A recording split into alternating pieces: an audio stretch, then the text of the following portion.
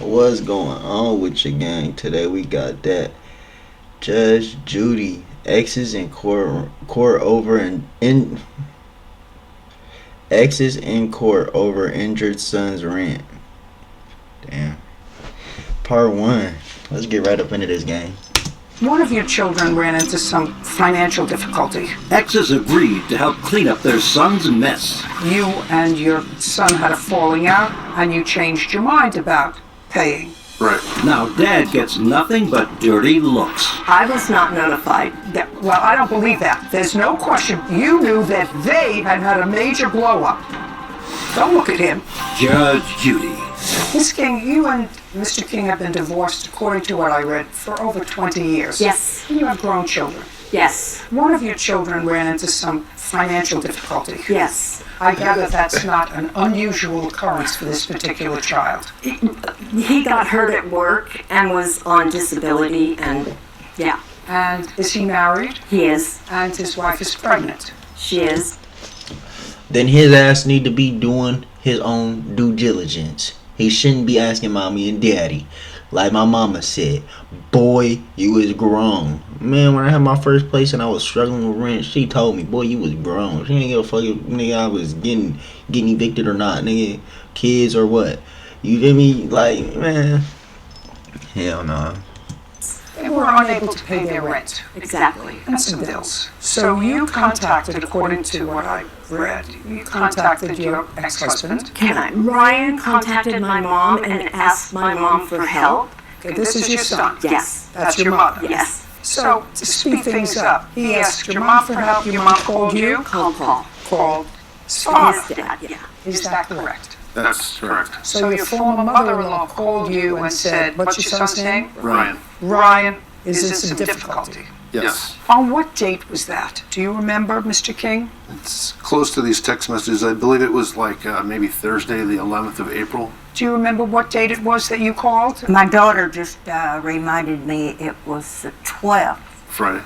Okay. And what did you say when your former mother-in-law called you? Well, she originally suggested splitting it 4 ways between my mom and me and Janet and her. How much was your son looking for?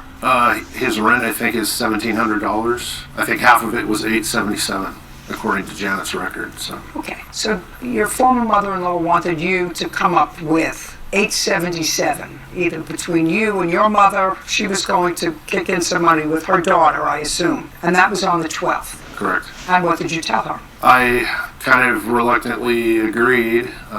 Did you agree on the 12th, is my question. I did.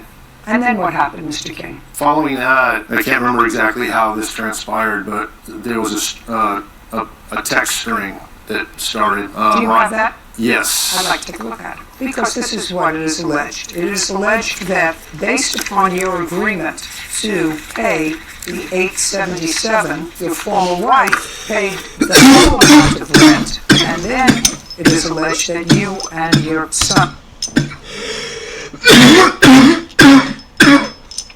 Man, if you agreed to pay your son shit, you agreed to pay your son shit. Me personally, I wouldn't agree.